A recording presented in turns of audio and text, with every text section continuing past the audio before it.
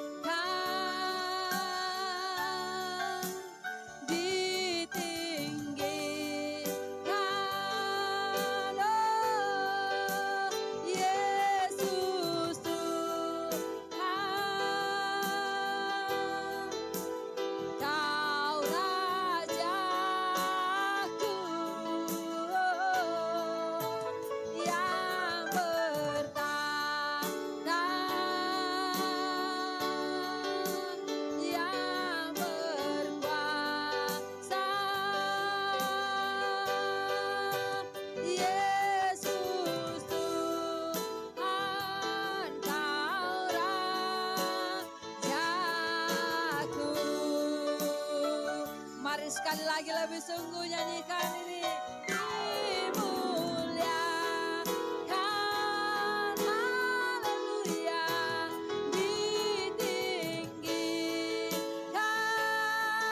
Yesus, Yesus Tuhan, Kau Rajaku.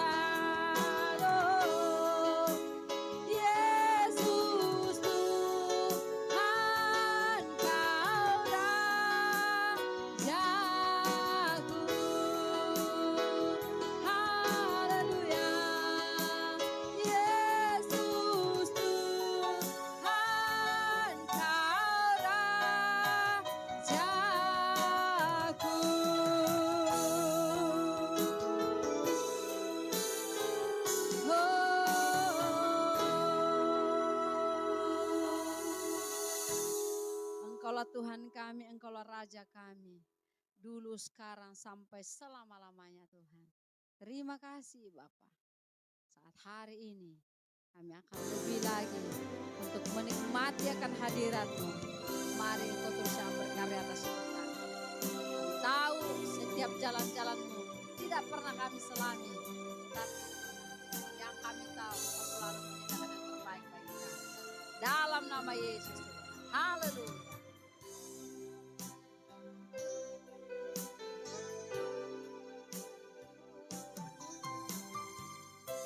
Jalanmu tak terselami oleh setiap hati kami. Namun satu hal ku percaya, ada rencana yang indah, tiada terduga kasih-Mu, heran dan besar bagiku. Arti kehadiran-Mu selalu nyata di dalam hidupku. Penyertaan-Mu sempurna, rancangan-Mu penuh damai, aman dan sejahtera walau di tengah badai. Ingin ku selalu bersama, rasakan keindahan arti kehadiran-Mu Tuhan.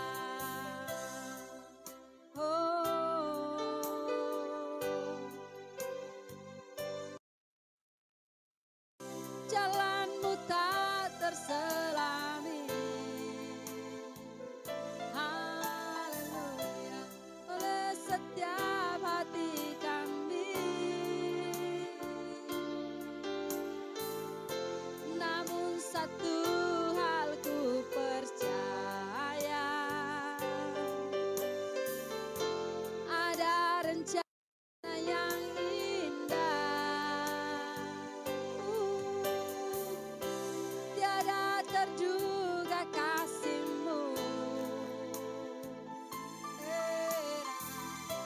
heran dan besar bagiku. Arti kehadiran-Mu selalu nyata di dalam hidupku. Penyertaan-Mu sempurna, rancangan-Mu penuh damai, aman dan sejahtera walau di tengah badai. Ingin ku selalu bersama, rasakan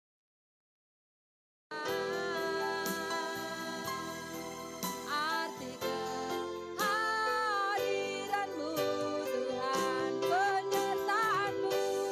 Penyertaan-Mu sempurna, rancangan-Mu penuh damai, aman dan sejahtera walau di tengah badai. Ingin ku selalu bersama, rasakan keindahan arti kehadiran-Mu Tuhan. Arti kehadiran-Mu Tuhan. Arti kehadiran-Mu Tuhan. Haleluya. Mari Bapak Ibu Saudaraku, kita sembah Dia, kita agungkan, kita naikkan syukur kita di hadapan Tuhan. Haleluya. Penyertaan-Mu sempurna bagiku, bagi semua umat-Mu. Haleluya.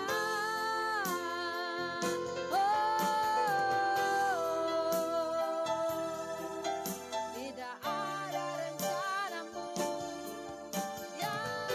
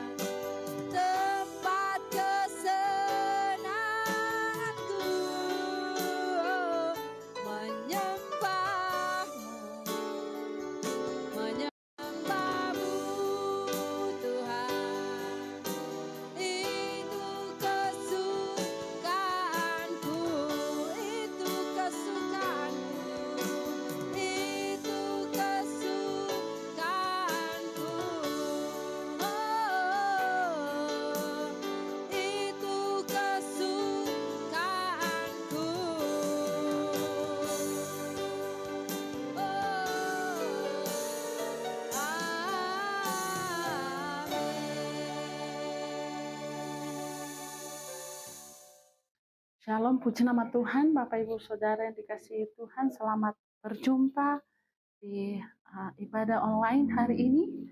Sebelum kita masuk di dalam kebenaran firman Tuhan, mari kita satu di dalam doa. Bapa yang baik, Bapa yang dahsyat di dalam kehidupan kami bersyukur kalau sampai hari ini kami bisa ada semua karena Tuhan. Terima kasih buat waktu, terima kasih buat kesempatan. Terima kasih buat semua hal yang Tuhan nyatakan dalam hidup kami. Tiba saatnya kami akan mendengarkan kebenaran-Mu. Mari Tuhan, Roh Kudus-Mu yang menolong hamba-Mu. Hamba-Mu yang tidak ada apa-apanya, biarlah Engkau yang tanpa batas melalui Roh Kudus-Mu, itu yang akan memampukan hamba. Terima kasih Tuhan Yesus, dari awal sampai selesai kebenaran firman Tuhan ini, kami hanya serahkan dalam tangan kuasa-Mu, biarlah kehendak-Mu yang jadi. Di dalam nama Tuhan Yesus kami siap mendengar kebenaran firman Tuhan. Haleluya, amin. Ya, puji nama Tuhan, Bapak Ibu Saudara yang dikasihi Tuhan, kebenaran firman Tuhan pada saat ini kita ambil mari kita lihat di dalam kitab Ayub pasal 42 ayat yang pertama sampai ayat yang ke-6. Sekali lagi, kitab Ayub pasal 42 ayat yang pertama sampai ayat yang ke-6. Firman Tuhan berbunyi demikian. Ayub mencabut perkataannya dan menyesalkan diri. Ayat pertama, maka jawab Ayub kepada Tuhan, aku tahu bahwa Engkau sanggup melakukan segala sesuatu dan tidak ada rencanamu yang gagal. Firman-Mu, siapakah dia yang menyelubungi keputusan tanpa pengetahuan? Itulah sebabnya tanpa pengertian aku telah bercerita tentang hal-hal yang sangat ajaib bagiku dan yang tidak ku ketahui. Firman-Mu dengarlah, maka akulah yang akan berfirman. Aku akan menanyai Engkau supaya Engkau memberitahukan aku. Hanya dari kata orang saja aku mendengar tentang Engkau, tetapi sekarang mataku sendiri memandang Engkau. Oleh sebab itu, aku mencabut perkataanku dan dengan menyesal aku duduk dalam debu dan abu. Ya, amin firman Tuhan, Bapak Ibu Saudara yang dikasihi Tuhan. Nah, tema kebenaran firman Tuhan pada saat ini adalah saya memberikan tema yaitu rencana Tuhan anti gagal dalam kehidupan saya dan saudara. Atau rencana Tuhan itu tidak pernah gagal di dalam kehidupan saya dan saudara. Bapak Ibu Saudara yang dikasihi Tuhan, kalau saya memasak atau mau buat kue, terus saya tidak tahu resepnya, saya tidak tahu bumbu-bumbunya, saya pasti selalu cari di Google yang resep anti gagal. Jadi saya percaya waktu saya mengikuti resep itu yang anti gagal itu pasti akan jadi. Walaupun kita tidak tahu memasak, mungkin kita tidak tahu buat kue, tapi waktu kita mengikuti resep anti gagal, artinya tidak akan gagal. Kalau kita mengikuti resep itu pasti akan jadi. Jadi saya renungkan di dalam kebenaran, di dalam kehidupan saya bahwa rencana Tuhan itu pun demikian dalam kehidupan saya dan saudara, bahwa rencana Tuhan tidak pernah gagal di dalam kehidupan setiap orang percaya. Hanya yang kadangkala kita tidak mengalami dan kadangkala kita merasa bahwa rencana Tuhan gagal di dalam kehidupan saya itu karena dari pribadi kita, dari kitanya sendiri, bukan rencana Tuhan. Rencana Tuhan selalu ya dan amin di dalam kehidupan saya dan saudara. Amin. Dan saat ini Bapak Ibu Saudara, untuk kita mau berkata bahwa rencana Tuhan itu tidak pernah gagal, bahkan mengatakan bahwa Allah itu sanggup melakukan segala sesuatu itu di dalam kehidupan saya dan saudara. Waktu semuanya baik, waktu semuanya berjalan sesuai dengan keinginan saya dan saudara, waktu berjalan sesuai dengan apa yang kita inginkan, semuanya baik-baik saja. Untuk berkata rencana Tuhan tidak pernah gagal di dalam kehidupan saya dan saudara itu gampang. Bahkan Allah sanggup melakukan segala sesuatu di dalam kehidupan ini. Untuk kita mau mengatakan itu gampang. Karena apa? Semuanya berjalan dengan baik. Tapi kita belajar kepada seorang Ayub saat ini. ini, dia mengatakan bahwa rencana Tuhan itu tidak pernah gagal di dalam kehidupannya. Itu dia mengatakan di saat keadaan yang tidak baik-baik saja. Dia ada di dalam keadaan yang tidak berdaya. Dia ada di dalam keadaan yang sangat-sangat menyedihkan. Dia ada di dalam keadaan yang sangat terbatas. Dia ada di dalam keadaan yang kekurangan. Dia ada di dalam kehilangan. Dan saat itu dia berani berkata bahwa Allah rencananya tidak pernah gagal di dalam kehidupan. Dan itu tidak semua orang gampang melakukan hal demikian, Bapak Ibu Saudara. Tetapi kita belajar kepada seorang Ayub. Ayub luar biasa. Di dalam kesendiriannya, di dalam ketidakberdayaannya, di dalam kehilangan segala sesuatu, dia mau katakan bahwa Allah sanggup melakukan segala sesuatu di dalam kehidupannya. Rencana Tuhan tidak pernah gagal dalam hidupnya. Wow, itu luar biasa. Apa yang dialami Ayub saat itu? Dia tidak ada di dalam keadaan baik-baik saja. Tetapi dia mengalami, saya mau katakan, tragedi. Atau kejadian yang cukup menyedihkan. Yang pertama, dalam satu malam, dalam hanya 1 jam, kurun waktu hanya 1 jam mungkin atau 2 jam, karena di dalam pembacaan tidak ditentukan. Tetapi dikatakan dalam sekejap itu, dalam malam itu, anak Ayub sebanyak 10 orang itu meninggal bersamaan. Bayangkan Bapak Ibu Saudara, orang anak yang kita cintai,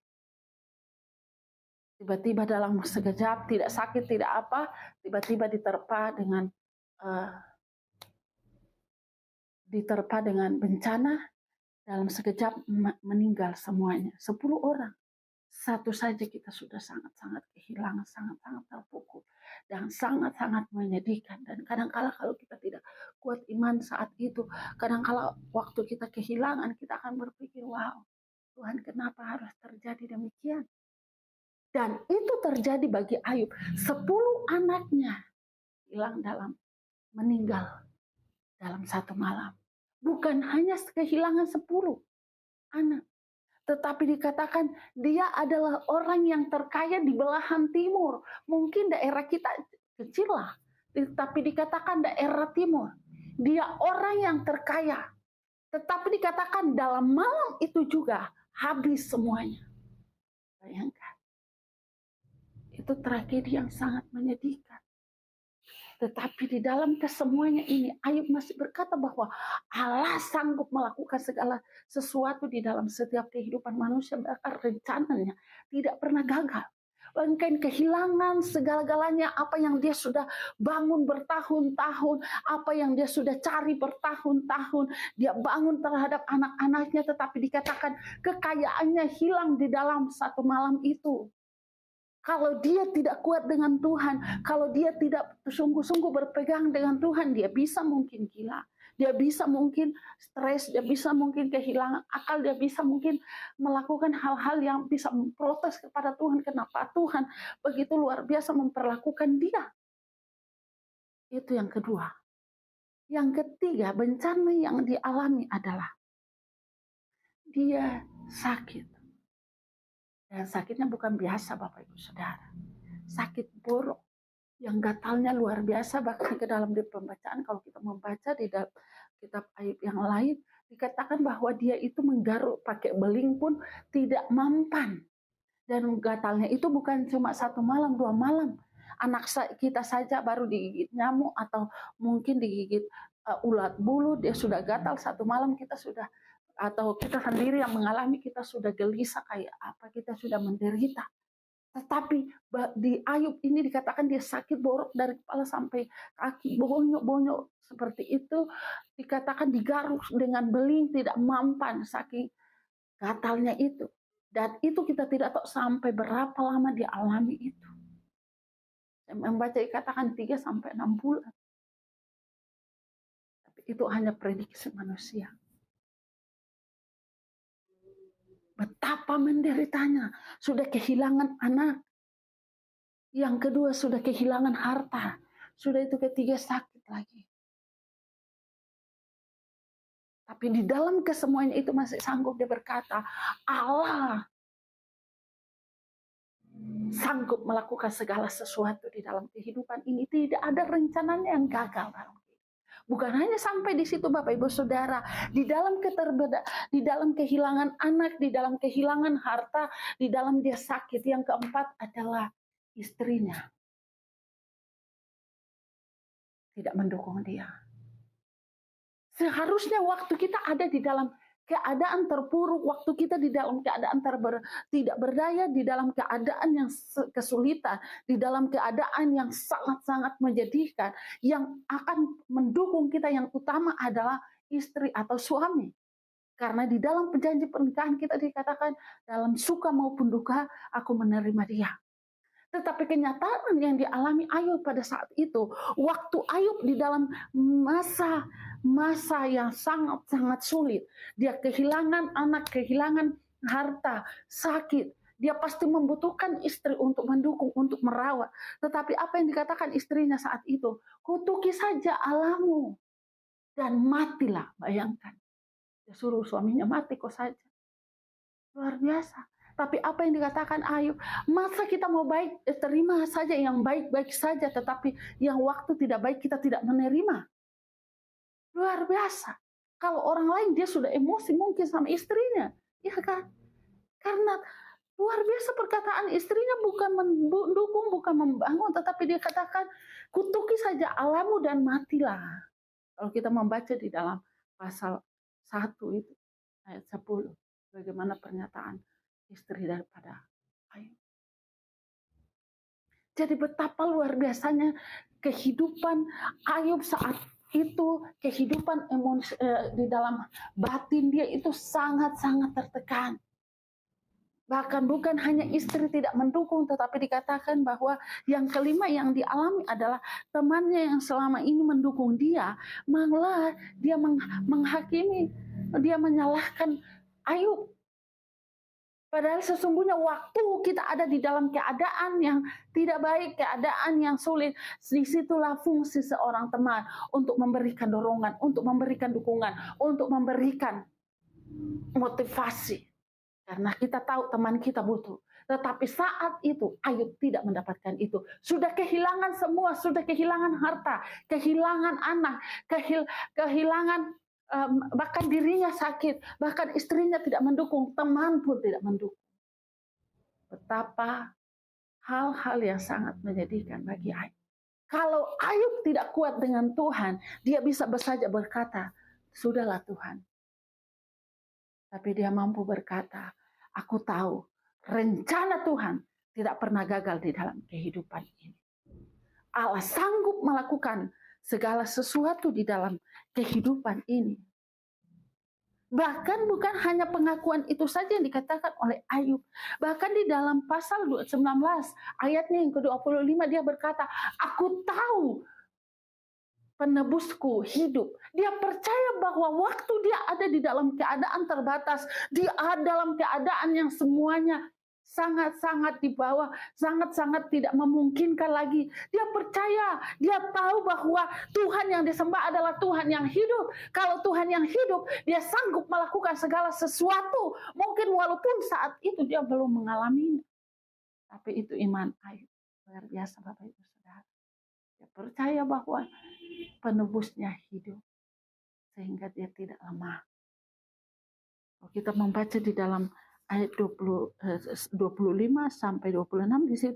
Tetapi aku tahu penebusku hidup dan akhirnya ia akan bangkit di atas debu. Juga sesuatu kulit tubuhku sangat rusak tanpa dagingku pun aku akan melihat. Bayangkan pernyataannya Bapak Ibu Saudara. Yang aku sendiri akan melihat memihak kepadaku. Mataku sendiri menyaksikannya dan bukan orang lain. Hati sanubariku merana karena rindu. Bayangkan Bapak Ibu Saudara, dia dikatakan juga sesudah kulit tubuhku sangat rusak. Walaupun kulit tubuhnya sangat rusak yang dialami saat itu, tanpa daging pun aku akan melihat Tuhan. Dia katakan sekalipun kulit saya rusak, sekalipun mungkin tanpa daging pun, dia akan tetap melihat kepada Allah. Wow, ini iman yang luar biasa Bapak Ibu Saudara. iman yang tak tergoyahkan, iman yang teguh. Dan semua kita diajar seharusnya kita memiliki iman yang demikian, yang tidak tergoyahkan sekalipun silih berganti, masalah datang menerpa, sekalipun tantangan datang menerpa, sekalipun kelihatannya tidak ada jalan, tapi mari kita memiliki iman yang dimiliki oleh Ayub.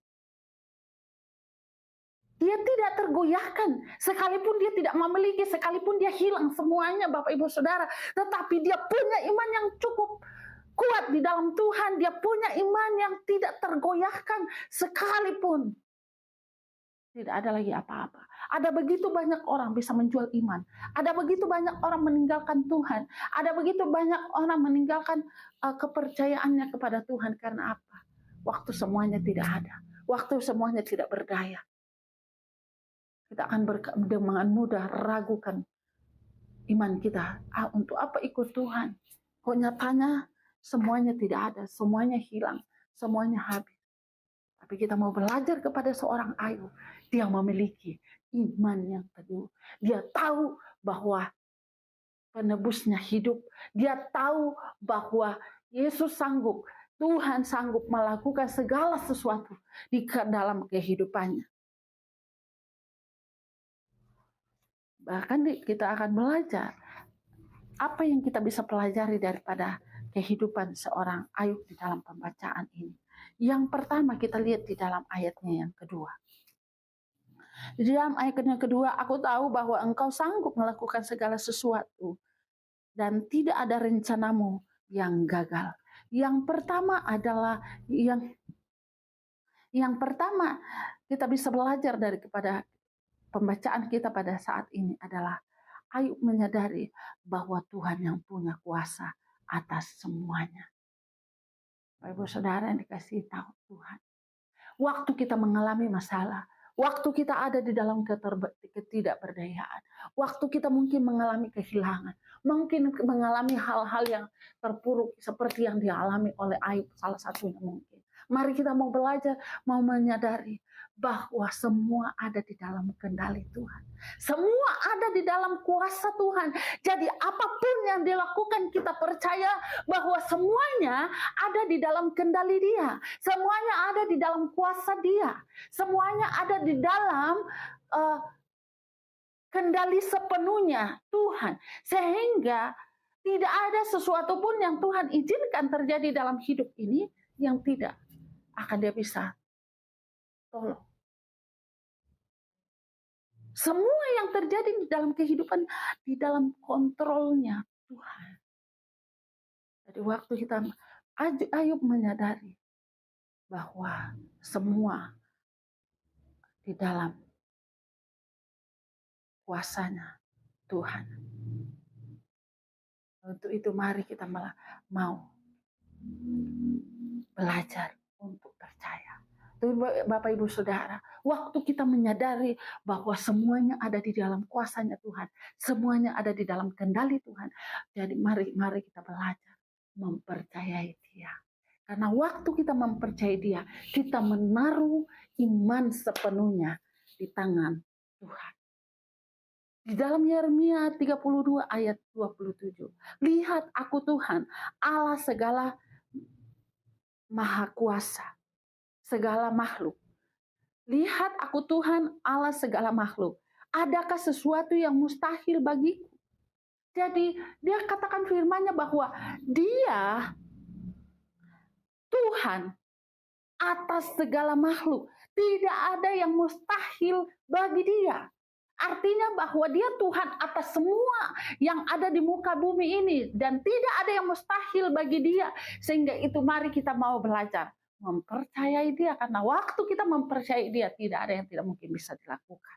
Di dalam Mazmur 37 ayat 5, percayalah kepada Tuhan maka Ia akan bertindak. Waktu kita percaya sepenuhnya kepada Tuhan, maka Tuhan yang akan bertindak, Tuhan yang akan bekerja, Tuhan yang akan turun tangan. Dan itulah kepercayaan daripada Ayub. Waktu di dalam semuanya hilang. Waktu di dalam semuanya habis. Ayub percaya. Ayub tahu, menyadari bahwa semua ada di dalam kendali Tuhan. Semua ada di dalam kuasa Tuhan. Tidak ada yang saya bisa lakukan. Hanya percaya sepenuhnya kepada Dia. Dan saya tahu Dia akan pasti bertindak.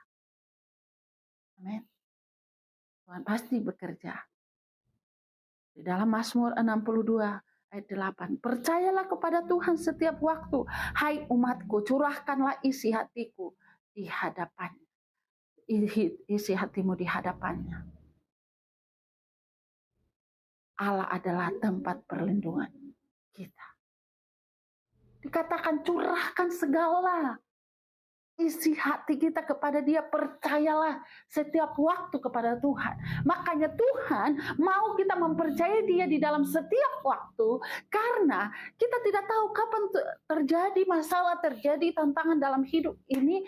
Jadi waktu kita percaya sepenuhnya kepada Dia setiap saat, setiap waktu, maka kita tidak akan mudah goyah. Dan kita akan selalu menyadari semua ada di dalam kendalinya Tuhan. Itu yang pertama. Yang kedua, di ayat 3, di situ dikatakan, firman-Mu siapakah dia yang menyelubungi keputusan tanpa pengetahuan.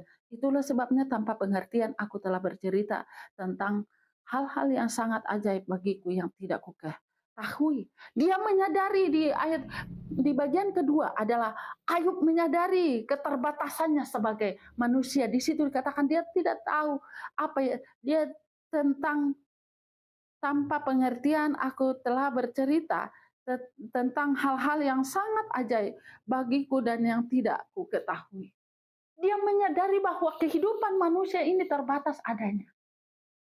Jadi waktu kita tahu bahwa kita terbatas adanya, kita hanya bisa berpengharapan kepada Tuhan.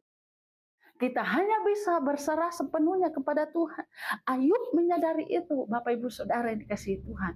Senantiasa kita harus selalu menyadari bahwa kita ini terbatas. Karena waktu kita selalu menyadari bahwa kehidupan kita terbatas, maka kita akan senantiasa menyerahkan hidup kita sepenuhnya dalam tangan Tuhan. Karena siapakah kita? Kita tidak mampu seperti Tuhan. Kita tidak mampu mempertahankan kekuatan kita saat ini sampai seterusnya saya akan kuat terus. Kekayaan saya saat ini sampai seterusnya akan kaya terus. Tidak. Semua yang kita miliki, semua titipannya Tuhan. Dan terbatas adanya. Kita terbatas untuk melakukan. Sehingga mari kita menyadari bahwa kehidupan kita ini terbatas adanya. Waktu kita menyadari bahwa terbatas adanya kehidupan kita ada di muka bumi ini, maka kita akan mempergunakan waktu dengan baik. Apa yang Tuhan percayakan dalam kehidupan saya dan saudara, kita akan mempergunakan dengan baik. Karena kita tahu bahwa kita terbatas adanya di muka bumi ini. Untuk itu mari mempergunakan kehidupan ini dengan benar. Amin. Mari Bapak Ibu Saudara. Kita mau membenahi kehidupan kita. Kita tidak tahu kapan Tuhan panggil saya dan saudara. Kita tidak tahu kapan Tuhan memberikan, sampai di kapan Tuhan memberikan kepercayaan kita berada di muka bumi ini. Selama kita masih dikasih kesempatan, mari kita melakukan hal yang baik. Mari kita melakukan hal yang benar sesuai dengan apa yang Tuhan mau. Sadari senantiasa kehidupan kita bahwa siapakah kita? Kita terbatas adanya. Siapakah kita? Harta kita siapapun mungkin saat ini kita memiliki segala sesuatu. Mungkin melebihi dari orang lain. Selalu sadari bahwa semua karena miliknya Tuhan. Nafas miliknya Tuhan. Kekayaan miliknya Tuhan. Kekuatan miliknya Tuhan. Semua apa yang ada di muka bumi ini miliknya Tuhan. Kita terbatas adanya. Sehingga tidak ada sebenarnya kesempatan untuk kita mau menyombongkan diri. Kita mau merasa lebih hebat dari orang lain.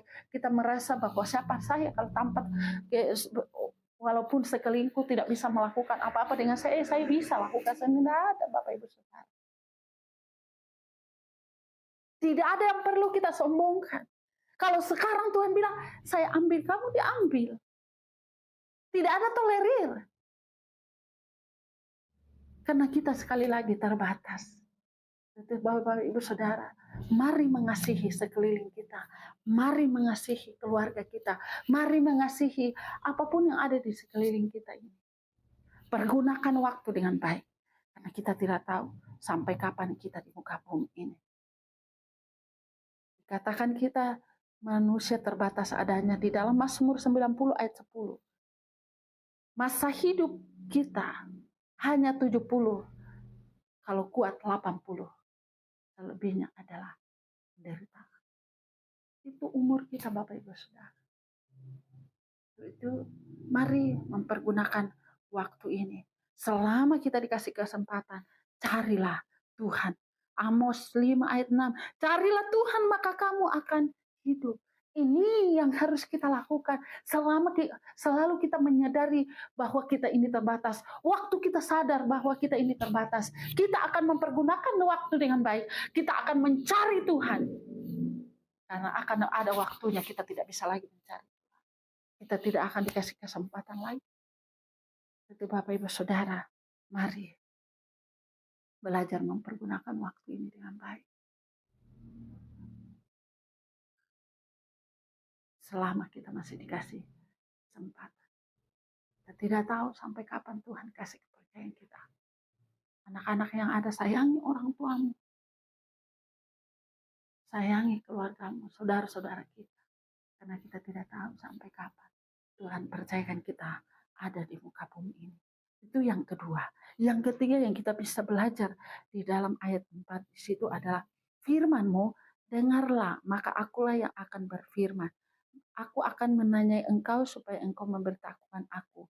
Hanya dari kata orang saja aku mendengar tentang engkau. Tetapi sekarang mataku sendiri memandang engkau. Yang berikut yang kita bisa pelajari daripada Ayub di dalam pembacaan ini. Ayub mengalami hal pribadi dengan Tuhan. Waktu dia diproses, waktu Tuhan izinkan ini terjadi, dia mengalami Tuhan. Yang tadinya hanya dengar dari kata orang, tetapi waktu dia mengizinkan kehidupannya untuk diproses oleh Tuhan melalui kehilangan anak, melalui hartanya habis, dia mengalaminya sendiri. Maka itu yang membuat dia kuat dengan Tuhan. Bapak Ibu Saudara, perlu waktu kita bertahan di dalam setiap hal-hal yang Tuhan izinkan terjadi. Karena waktu kita bertahan, kita akan melihat bahwa betapa besar pertolongan Tuhan. Jadi waktu kita menghadapi masa-masa berikut kesulitan, kita akan tidak mudah berpaling dari kepercayaan kita. Karena kita tahu bagaimana Tuhan menolong saya. Bagaimana Tuhan membantu saya dulu-dulu. Di masa-masa saya terpuruk, saya mampu melewati. Saya betapa merasakan pertolongan Tuhan yang luar biasa. Dan itu yang dialami oleh Ayub. Dulunya dia hanya dengar dari kata orang tentang Tuhan, tetapi waktu dia mengalami sendiri hal-hal yang terjadi di dalam kehidupannya dan membuat dia kuat dengan Tuhan, dia sadar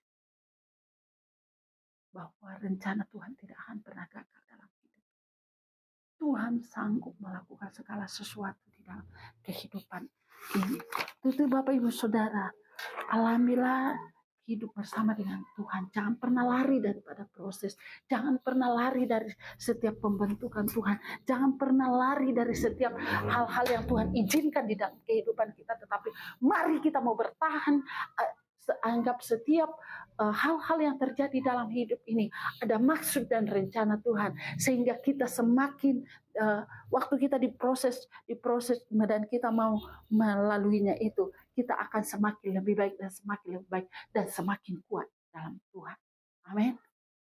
Itu Bapak Ibu Saudara, semua orang-orang yang dipakai Tuhan pasti pernah mengalami masa-masa sulit. Semua orang-orang yang dipakai hebat dengan Tuhan pasti pernah mengalami masa-masa bersama dengan Tuhan. Dan itu yang menguatkan iman percaya, tidak mudah berpaling daripada Tuhan. Itu Bapak Ibu dan Saudara, sekalipun silih berganti tantangan dalam hidup ini, waktu kita pernah mengalami pribadi dengan Tuhan, mengalami Tuhan dengan proses, maka kita tidak akan mudah meninggalkan Yesus. Kita akan berkata, sekali Yesus seumur hidup, tetap Yesus. Apapun yang terjadi. Karena apa? Kita pernah mengalami.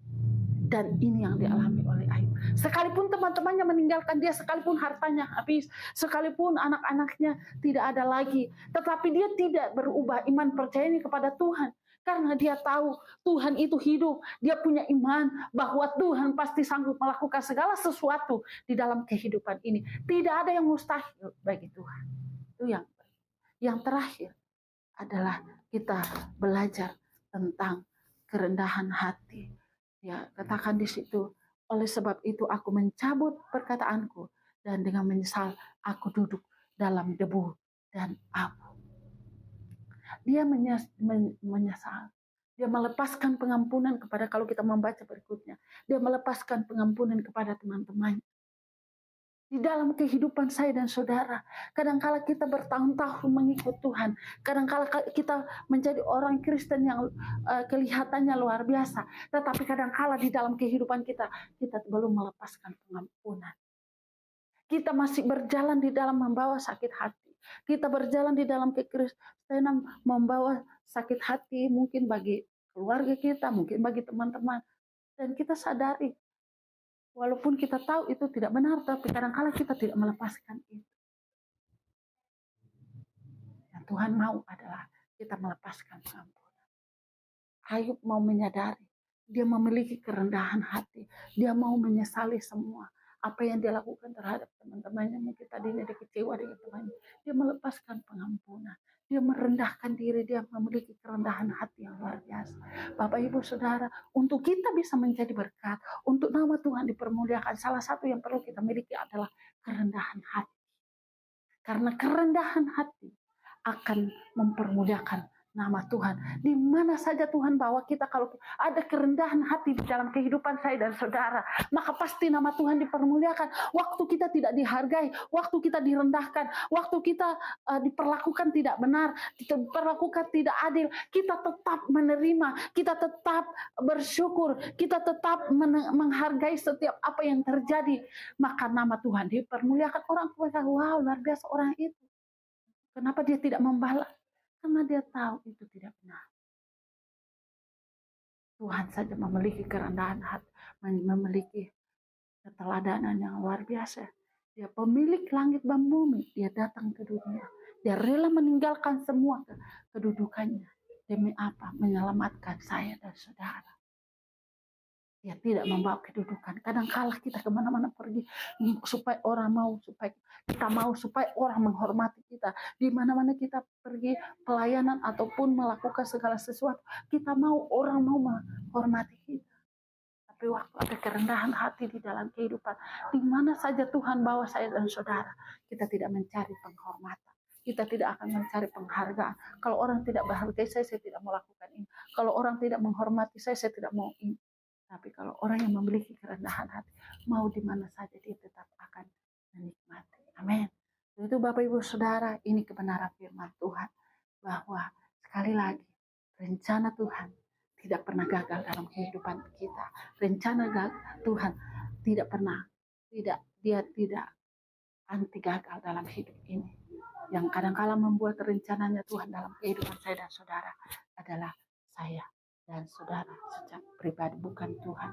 Karena rencana Tuhan selalu ya dan amin dalam kehidupan saudara. Seberat apapun pergumulan Bapak Ibu Saudara, sehebat apapun tantangan, mungkin saudara berkata, saya sudah bertahun-tahun merencanakan ini, kenapa tidak terjadi? Saya sudah bertahun-tahun berdoa, tapi kenapa tidak terjadi? Tetaplah percaya bahwa rencana Tuhan adalah rencana yang terbaik, yang penuh dengan harapan, yang penuh dengan keberhasilan.